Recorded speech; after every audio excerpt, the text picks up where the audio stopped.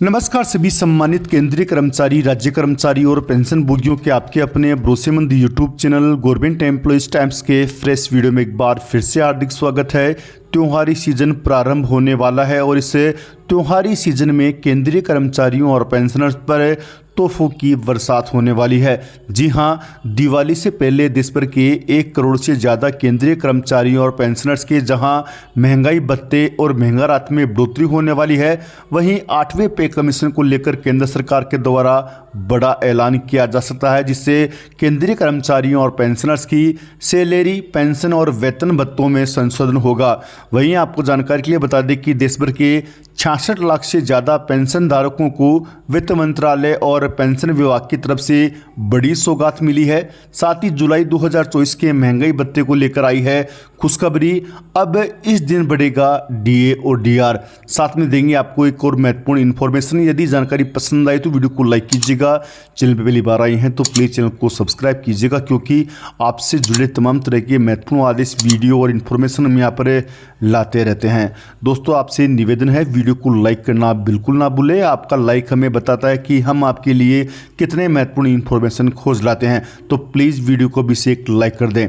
सरकारी कर्मचारियों का इंतजार जल्द खत्म होने वाला है और उनको बढ़े हुए महंगाई भत्ते का तोहफा केंद्र सरकार की ओर से मिलने वाला है। हर साल 2 बार महंगाई भत्ता बढ़ता है और जनवरी और जुलाई में इसको तय किया जाता है। इस बार अक्टूबर का महीना आ गया है और अभी तक केंद्र सरकार की ओर से जुलाई के तयशुदा महंगाई भत्ते के बढ़ाने का ऐलान नहीं हुआ है। हालांकि इस बार कहा जा रहा है कि सरकारी कर्मचारियों को दिवाली से पहले महंगाई भत्ते के बढ़ने का तोहफा मिल सकता है। नई रिपोर्ट के मुताबिक केंद्र सरकार इस बार 3% महंगाई भत्ते की बढ़ोतरी कर सकती है। दिवाली के मौके से पहले ही सरकारी कर्मचारी को ये तोहफा मिल जाएगा। अगर आप इसको मिनिमम सैलरी के हिसाब से देखेंगे तो पाएंगे कि 18,000 रुपये बेसिक सैलरी वालों की पे में 540 रुपये से लेकर 720 रुपये तक हर महीने का इजाफा देखा जा सकता है। 30,000 रुपये की सैलरी पाने वालों के लिए बेसिक सैलरी अगर 18,000 रुपये है तो उनके डीए के लिए 9,000 रुपये की बढ़त का रास्ता साफ होता हो सकता है।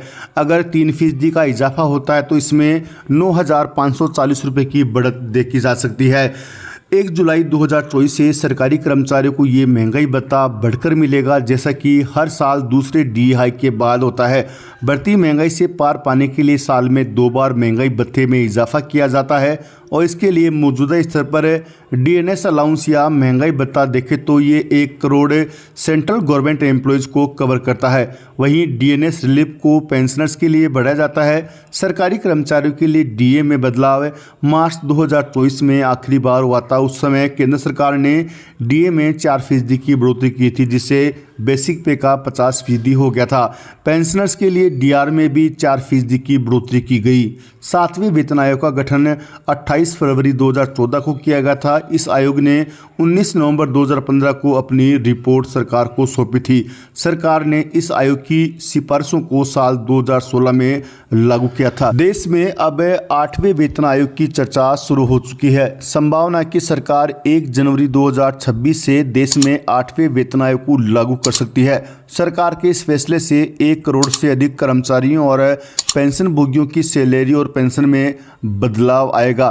दरअसल केंद्र सरकार हर 10 साल में नए वेतन आयोग की सिफारिशों को लागू करती है। 7वां वेतन आयोग 1 जनवरी 2016 को लागू किया गया था। ऐसे में संभावना है कि इसके 10 साल पूरे होने पर 2026 से 8वां वेतन आयोग लागू किया जा सकता है। सरकार ने 7वें वेतन आयोग में 2.57 फिटमेंट फैक्टर तय किया था। इससे कर्मचारियों के वेतन और पेंशन में बड़ा बदलाव देखने को मिला था। इस फैसले के चलते कर्मचारियों को न्यूनतम वेतन 18,000 रुपये तक पहुंच गया था। 6ठे वेतन आयोग में यह 7,000 रुपये था। इसके अलावा न्यूनतम पेंशन 3,500 रुपये से बढ़कर 9,000 रुपये हो गई थी। वहीं अधिकतम वेतन 2.5 लाख रुपये और अधिकतम पेंशन 1.25 लाख रुपये तक पहुँच गई थी। बता दें कि फिटमेंट फैक्टर का उपयोग वेतन और पेंशन की गणना करने के लिए किया जाता है। उम्मीद की जा रही कि सरकार 8वें वेतन आयोग के लिए सरकार 1 0.92 फिटमेंट फैक्टर लागू कर सकती है।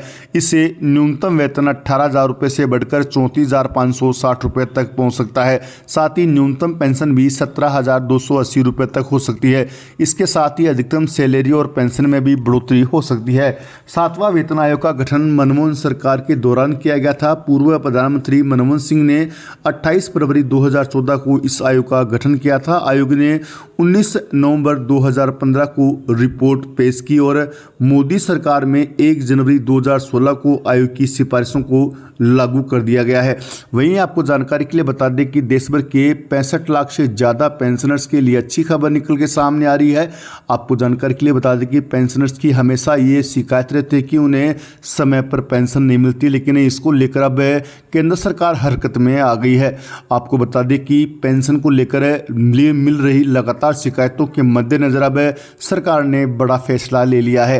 केंद्र सरकार ने अपने 65 लाख पेंशनर्स को बड़ी राहत प्रदान कर दी है। वित्त मंत्रालय के व्यय विभाग के सेंट्रल पेंशन अकाउंटिंग ऑफिस को पेंशन भोगियों की तरफ से ऐसी शिकायतें मिल रही थी कि उनकी पेंशन राशि देरी से मिल रही है।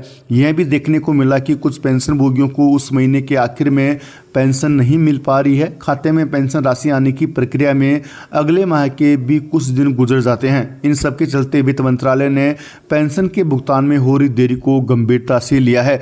अब सभी पेंशन भोगियों को महीने के आखिर में पेंशन मिल जाएगी। केंद्रीय पेंशन प्रसंस्करण केंद्र द्वारा महीने के अंतिम कार्य दिवस के पूर्वांत तक इलेक्ट्रॉनिक रूप से एक रिपोर्ट भेजनी होगी। ईपीपीओ साइट पर यह बताना होगा कि महीने के आखिर में इतने पेंशन भोगियों के खाते में तय राशि भेज दी गई है। बता दें कि वित्त मंत्रालय को मासिक पेंशन और पारिवारिक पेंशन मिलने में हो रही देरी को लेकर अनेक शिकायतें मिल रही थी। चूँकि रिटायरमेंट के बाद अधिकांश लोगों का पेंशन पर ही जीवन बसर होता है, ऐसे में पेंशन का देरी से पहुंचना उनके लिए परेशानी का सबब बन रहा है।